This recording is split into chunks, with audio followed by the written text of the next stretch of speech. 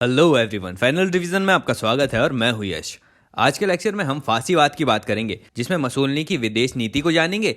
इसी लेक्चर के अगले टॉपिक में नाजीवाद, वाइमर गणतंत्र और 1925 की लोकार्नो संधि को भी जानेंगे। चलिए टाइम ना वेस्ट करते हुए लेक्चर स्टार्ट करते हैं। शुरुआत करते हैं फांसीवाद से। फांसीवाद का अर्थ क्या होता है? यह तानाशाही का शासन है जिसमें उद्दंड पार्टी कार्यकर्ता, खुफिया पुलिस तंत्र, लोकतांत्रिक संस्थाओं का उन्मूलन, विरोधियों का निर्मम दमन आदि शामिल होते हैं। तानाशाही शासन अर्थात फांसीवादी शासन मुसोलिनी के नेतृत्व में सर्वप्रथम इटली में स्थापित हुआ था। आगे चलकर यह यूरोप के अन्य देशों में भी स्थापित हुआ, जैसे जर्मनी में हिटलर के नेतृत्व में, स्पेन में फ्रैंको के नेतृत्व में तानाशाही शासन चला था। अब आगे जानते हैं कि फांसीवाद के उदय के क्या क्या कारण रहे थे। इसमें पहला है पेरिस शांति सम्मेलन। इस सम्मेलन में इटली के साथ विश्वासघात किया गया था। मतलब लंदन की गुप्त संधि 1915 के तहत इटली मित्र राष्ट्रों के पक्ष में शामिल हुआ था। इस संधि के पक्ष के तहत इटली को फ्यूम बंदरगाह, अल्मानिया का क्षेत्र और अफ्रीका में जर्मन उपनिवेश देने का वादा किया गया था। लेकिन युद्ध के बाद पेरिस शांति सम्मेलन में वह विजयी राष्ट्रों के साथ शामिल तो था, लेकिन उसे वहां निराशा मिली। वादे के मुताबिक इटली को कुछ नहीं दिया गया, इसलिए उसका राष्ट्रवाद आहत हुआ। राष्ट्रवाद को संतुष्ट करने के लिए मुसोलिनी विभिन्न घोषणाएं कर तानाशाही शासन की स्थापना करता है। इसी संदर्भ में कहा गया कि पेरिस शांति सम्मेलन ने उसको शांति की लाश पर निराशा का उन्माद और आहत अभिमान प्रदान किया। फांसीवाद के जन्म का दूसरा कारण था युद्धोत्तर आर्थिक दशाएं। तो यहाँ पर जनधन की हानि बहुत हुई थी युद्ध में, और राष्ट्रीय ऋण भी बढ़े थे। कारखाने बंद होने लगे थे, व्यापारिक गतिविधियां सीमित होने लगी थी, जिससे बेरोजगारी बढ़ रही थी। आवश्यक वस्तुएं भी कम हो रही थीं और मूल्य में उनकी वृद्धि भी हो रही थी। इससे असंतुष्ट जनता हड़ताल और प्रदर्शन करने लगी। वहां लूटपाट भी बढ़ने लगी, और इन सब समस्याओं का समाधान लोकतांत्रिक सरकार नहीं कर पा रही थी। इसीलिए फांसीवाद ने जन्म लिया। तीसरा कारण था राष्ट्रवादियों में असंतोष। अब 1896 में इटली ने इथोपिया या अबिसीनिया का अभियान किया था। साम्राज्यवादी विस्तार करना चाहता था, लेकिन वह असफल हुआ। और दूसरी तरफ उसके साथ पेरिस सम्मेलन में विश्वासघात भी हुआ था। इसीलिए इटली में राष्ट्रवादियों में असंतोष बढ़ने लगा था। अब चौथा कारण आता है साम्यवाद के प्रसार का भय। अब साम्यवादी विचारधारा फैल रही थी, तो उसी के चलते इटली में भी साम्यवादी दल बनने लगे थे, जिन्होंने किसान और मजदूरों के हितों की बात करते हुए सर्वहारा के शासन की स्थापना की बात की थी। तो उसी समय इटली में मौजूदा युद्ध जनित आर्थिक सामाजिक असंतोष ने इस साम्यवादी विचारधारा को और लोकप्रिय बना दिया। इससे इटली के भूस्वामी और पूंजीपति वर्ग साम्यवादी विचारधारा और शासन की स्थापना की संभावना से भयभीत होने लगे, और अब एक ऐसे नेता की तलाश करने लगे थे वे, जो इस लाल आतंक या साम्यवाद का विरोध करे। इसी बीच मुसोलिनी ने भी साम्यवाद विरोध दर्शाते हुए पूंजीपतियों और भूस्वामियों का समर्थन हासिल किया। साथ ही इन साम्यवादियों के ऊपर रूसी निर्देशन व नियंत्रण का भय दिखाकर जनता की राष्ट्रीयता की भावना को जगाया और अपने पक्ष में कर लिया जनता को। फांसीवाद के उदय का अगला कारण था हीगल का चिंतन। हीगल का वह चिंतन कि राज्य सर्वोच्च है और ईश्वरीय रूप है, फांसीवादी विचारधारा को बढ़ावा देता है। इसमें हीगल ने व्यक्ति और राज्य के मध्य राज्य को सर्वोपरि बताया।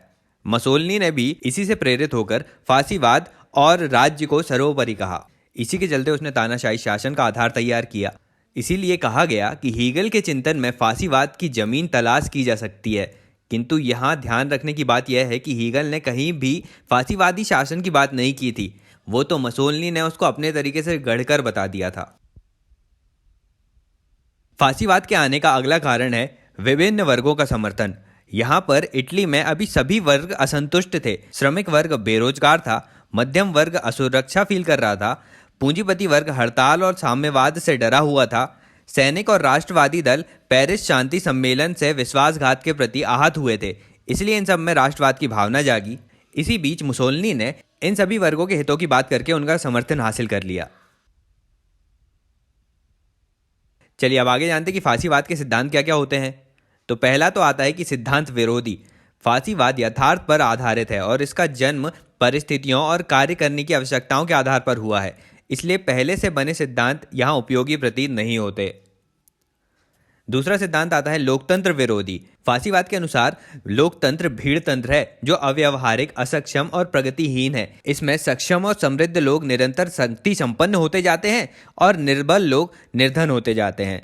इसीलिए लोकतंत्र को समाप्त करके ऐसी व्यवस्था का निर्माण किया जाना चाहिए जिसमें परस्पर सहयोग के माध्यम से सबकी उन्नति हो और यह तभी संभव है जब एक दल और एक नेता का शासन हो और सभी उसकी बातों का आंख मूंद कर पालन करें। इस प्रकार मुसोलिनी लोगों की राजनीतिक समझ पर अविश्वास प्रकट करता है।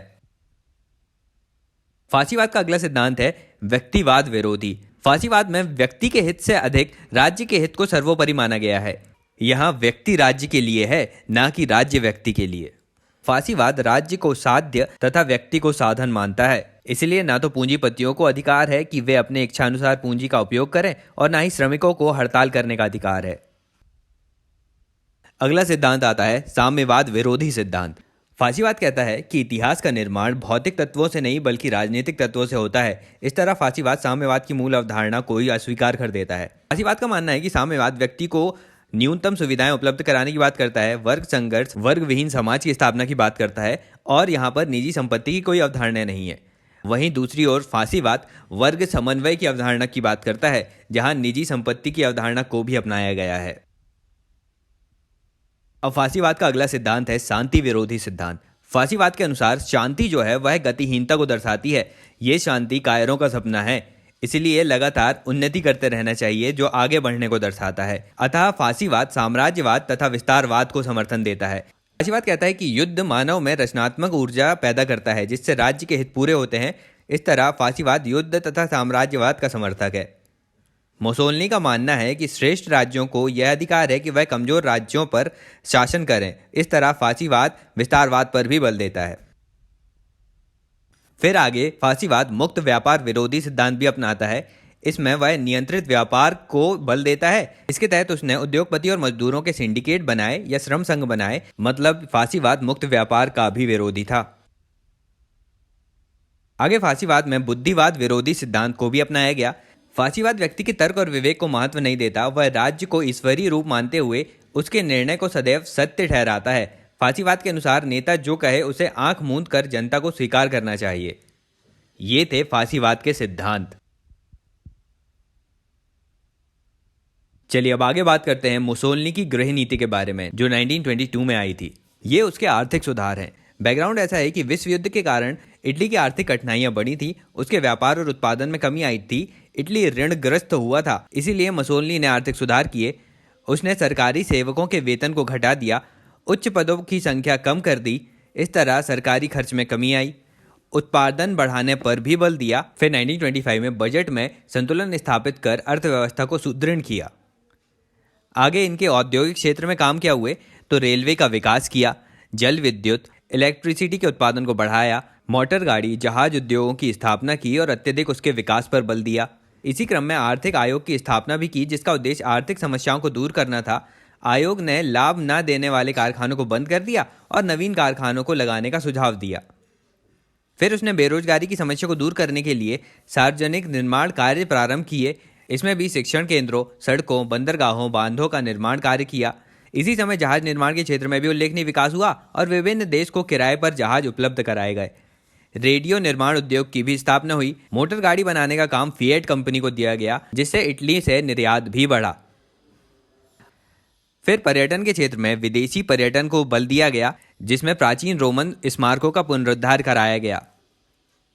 आगे कृषि के उत्पादन को बढ़ावा मिला, दलदली भूमि को कृषि योग्य भूमि बनाया गया और कृषिगत शिक्षा पर भी बल दिया गया। आगे शिक्षा का भी विकास हुआ, यहाँ सैन्य शिक्षा भी दी गई और नए स्कूलों का भी निर्माण किया गया। यही थी मुसोलिनी की गृह नीति। चलिए अब आगे जानते हैं कि मुसोलिनी ने राजनीतिक क्षेत्र में क्या क्या काम किए। तो इसमें पहला आता है 1922 का कानून। इसमें जिस किसी भी दल को सर्वाधिक मत मिलेगा उसके 2/3 सदस्य निर्वाचित माने जाएंगे और राजनीतिक प्रमुख ही सेना का प्रमुख होगा। राज्य के कर्मचारी फांसी दल के प्रति निष्ठा की शपथ लेंगे। फिर आगे 1926 का कानून आता है जिसमें फांसीवाद विरोधियों को राज्य विरोधी घोषित कर दंडित किया जाता है। साथ ही शिक्षण संस्थाओं, संचार साधनों जैसे रेडियो, समाचार पत्रों आदि पर प्रतिबंध या सेंसर लागू किया जाता है जिससे वे फांसीवाद विरोधी लेख और विचारों का प्रसार न कर सकें। फिर 1928 में निर्वाचन के क्षेत्र में एक नया कानून बनाया जाता है जिसके तहत विभिन्न व्यावसायिक समूहों द्वारा भेजे गए प्रतिनिधियों के नामों में से अंतिम रूप से 400 लोगों का नाम फासिस्ट महापरिषद द्वारा निर्धारित किया जाएगा और इस सूची को मतदान के लिए जनता के समक्ष रखा जाएगा वहां जनता को केवल उनके पक्ष अथवा विपक्ष में मत देने का अधिकार होगा। इस तरह यह लोकतंत्र पर अंतिम प्रहार था, क्योंकि अब केवल एक ही दल चुनाव लड़ सकता था। अतः सदन में अब सभी दल फांसीवादी दल के सदस्य रह गए थे। अब देखिए, राज्यों के संसाधनों पर फांसीवादी दल ने नियंत्रण तो लगाया था, लेकिन यह नियंत्रण सभी क्षेत्रों पर नहीं था। केवल उन्हीं औद्योगिक इकाइयों को राज्य के अधीन लाया गया था जो देश की रक्षा से जुड़ी हुई थी, जबकि साम्यवादी शासन में उत्पादन और वितरण के सभी साधनों पर राज्य का पूर्ण नियंत्रण था। अब यहाँ की सिंडिकेट व्यवस्था या श्रम संघ की बात करें तो यहाँ 13 सिंडिकेट्स की स्थापना हुई थी, जिसमें 6 पूंजीपतियों के थे, 6 कृषक समूहों के थे और एक सिंडिकेट अन्य समूह का था।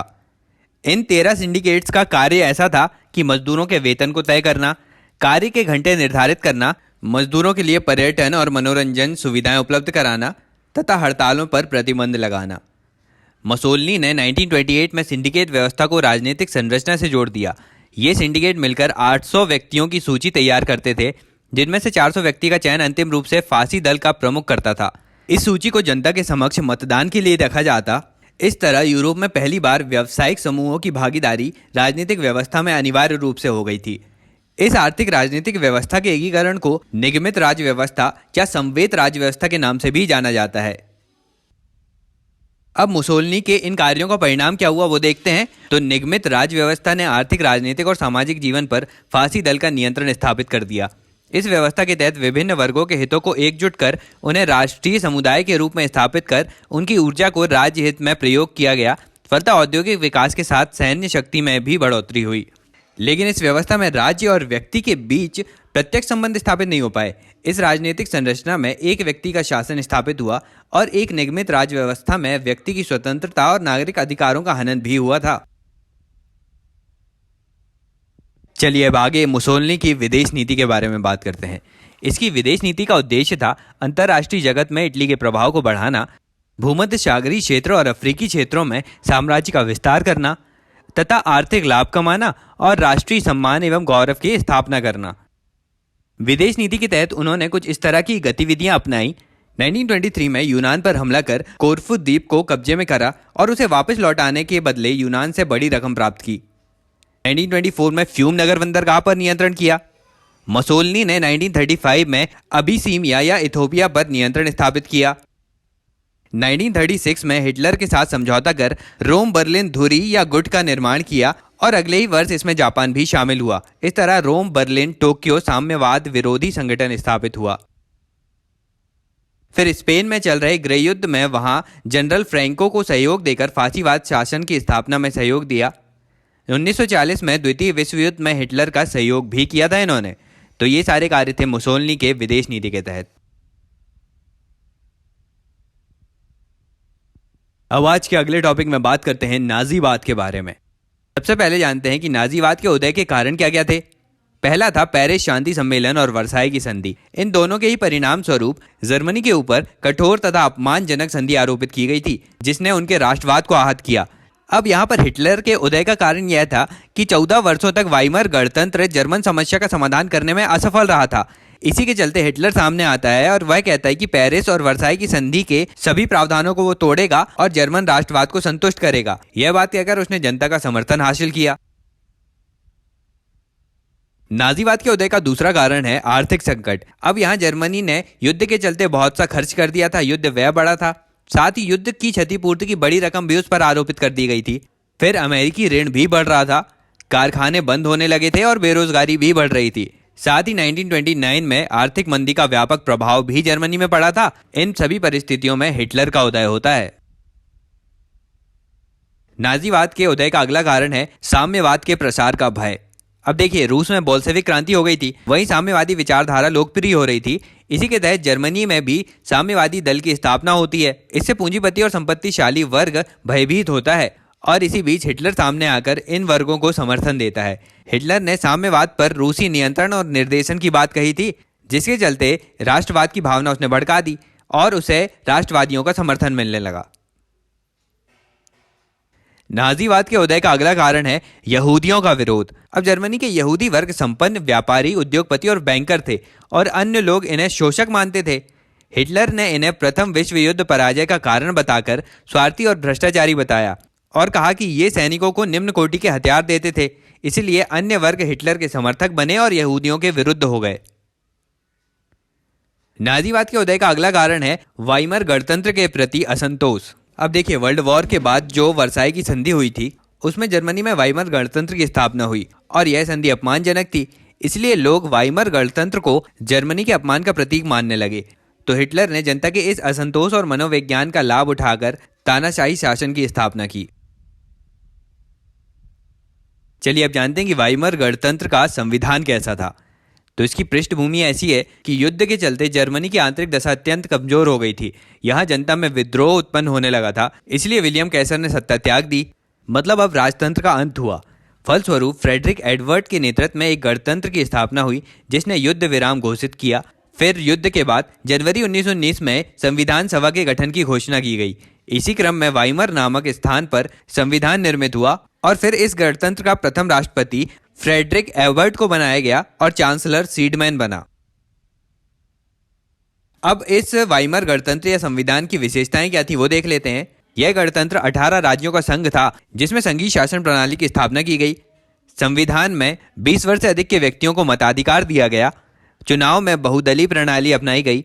कार्यपालिका का प्रमुख राष्ट्रपति होता था जो सेना का भी प्रमुख था। उसे विवेकाधीन शक्तियां प्राप्त थीं, साथ ही आपातकालीन शक्तियां भी दी गई थीं।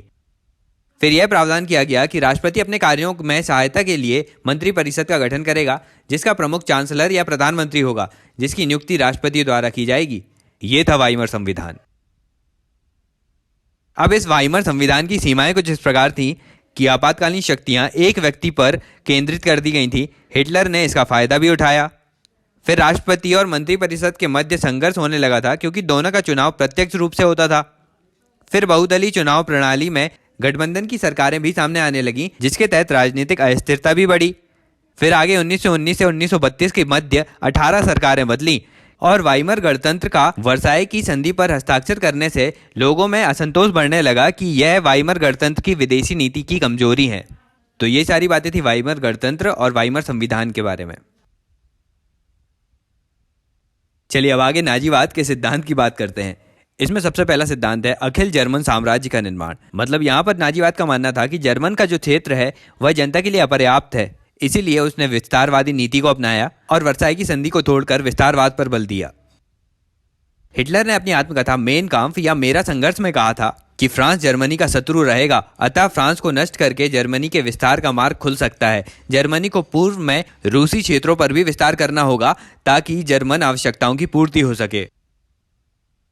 हिटलर ने कहा कि यूरोप में वही राज करेगा जो शक्तिशाली होगा, अतः जर्मनी को वे सभी प्रदेश प्राप्त करने चाहिए जो उसके लिए आवश्यक हैं। मतलब जर्मनी की सीमाएं 1914 में भी पर्याप्त नहीं थी और विश्व युद्ध के बाद वह और भी कम हो गई। इसीलिए जर्मनी का विस्तार होना चाहिए था ताकि जर्मन लोगों को सांस लेने का स्थान मिले। हिटलर ने कहा कि नाजी राज्य लोकतंत्र की मूर्खता को नहीं अपनाएगा बल्कि तानाशाही सिद्धांत लागू करेगा।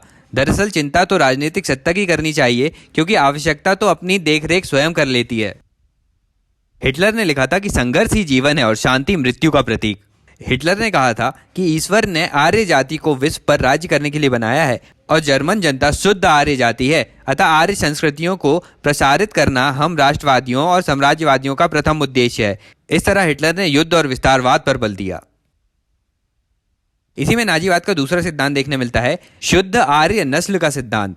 हिटलर ने कहा कि मानव संस्कृति के विकास का आधार आर्य नस्ल ने तैयार किया है। यह आर्य शुद्ध जर्मन जाति है, अतः जर्मन जनता को विभिन्न क्षेत्रों में शासन करने का अधिकार है। इसी क्रम में हिटलर ने यहूदियों को अनार्य बताते हुए उनका दमन किया।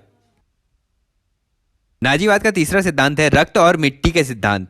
इसमें सेना की मजबूती के लिए हिटलर ने किसानों के प्रति सकारात्मक दृष्टिकोण अपनाया। उसने किसानों को जर्मन प्रजाति के महान प्रतिनिधि के रूप में देखा और कहा कि इन किसानों में जर्मन प्रजाति के श्रेष्ठ गुण विद्यमान हैं। अब ऐसा करने का मूल कारण यह था कि कृषक समाज में जन्म दर ऊंची थी, इसलिए इस वर्ग में सैन्य आवश्यकताओं की पूर्ति करने की क्षमता थी। इसी क्रम में अनिवार्य सैन्य सेवा लागू कर हिटलर ने कृषक परिवार के लोगों को सैनिक सेवा में भर्ती कर एक विशाल सेना का निर्माण किया। तो ये थे नाजीवाद के सिद्धांत। अब आगे हिटलर की विदेश नीति के बारे में जानते हैं। इसकी विदेश नीति का उद्देश्य जर्मन साम्राज्य का निर्माण करना था और विस्तारवाद करना था, साथ ही साम्यवाद के प्रसार को रोकना भी था। इसके लिए हिटलर ने कुछ इस प्रकार की गतिविधियां अपनाई।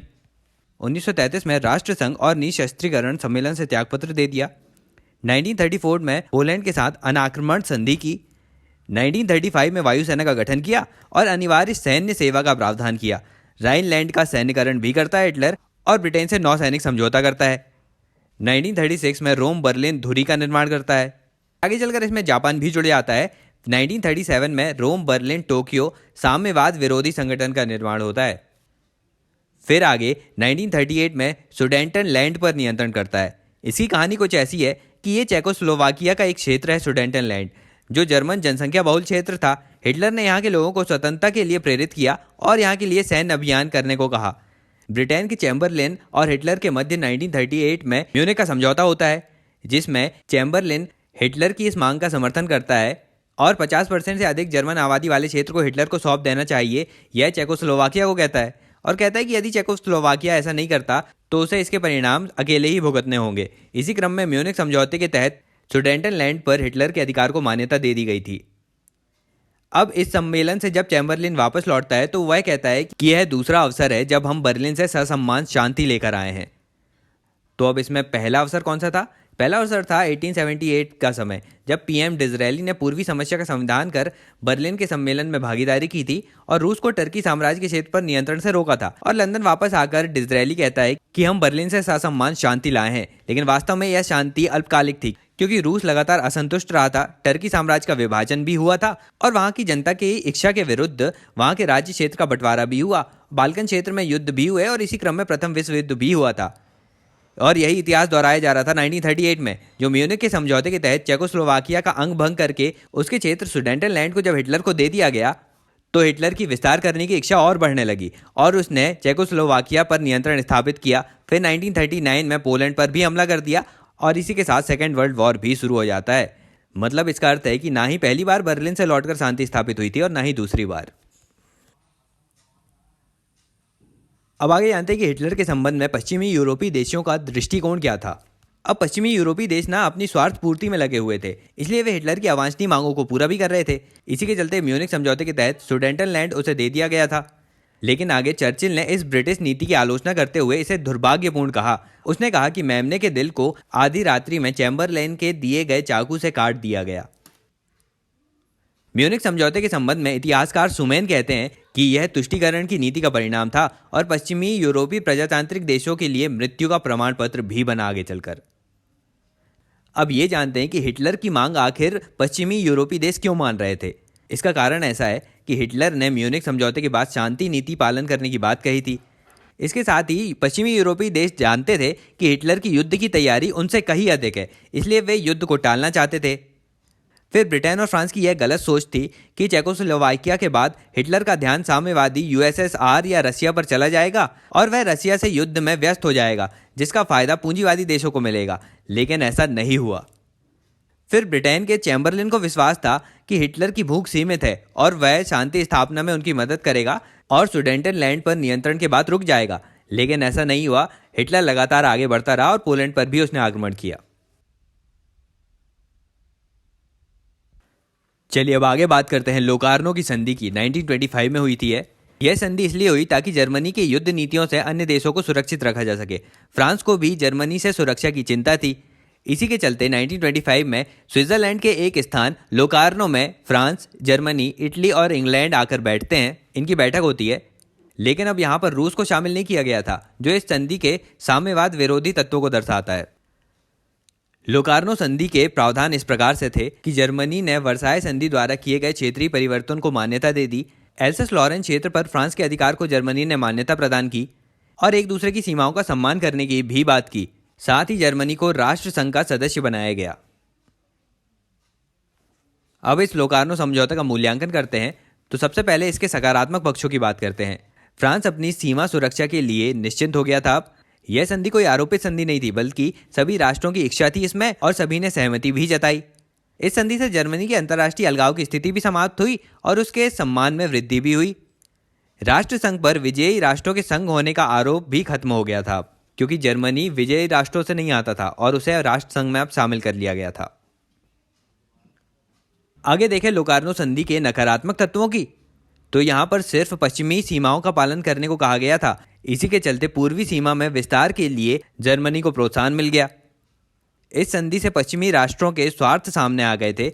यह साबित हुआ कि ब्रिटेन और फ्रांस राष्ट्रसंघ की सभी मान्यता का पालन नहीं करते हैं। फिर जर्मनी के क्षेत्रीय समस्या का समाधान नहीं हुआ था अब तक, जिसमें डाजिंग नगर और पॉलिस गलियारे की समस्या थी। फिर आगे चलकर हिटलर ने इन पर आक्रमण भी किया, पोलैंड पर भी आक्रमण किया। फिर आगे हिटलर पश्चिमी देशों के स्वार्थ को समझ गया था और उसने विस्तारवादी नीति भी अपनाई आगे। और इस सम्मेलन को साम्यवाद विरोधी सम्मेलन भी कहा गया, क्योंकि इसमें यूएसएसआर को शामिल नहीं किया गया था। तो ये सारे प्रावधान थे लोकार्नो संधि के। और आज का लेक्चर बस इतना ही। अगले वीडियो में मिलेंगे तो बात करेंगे सेकेंड वर्ल्ड वॉर की। ये वीडियो अच्छा लगा तो लाइक कर दीजिए, ज़्यादा से ज़्यादा शेयर भी कीजिएगा। पहली बार चैनल पर आ रहे हो तो चैनल सब्सक्राइब भी करना है। अभी के लिए चलता हूँ, मिलते हैं अगले वीडियो में एक नए टॉपिक के साथ। Thank you so much for listening.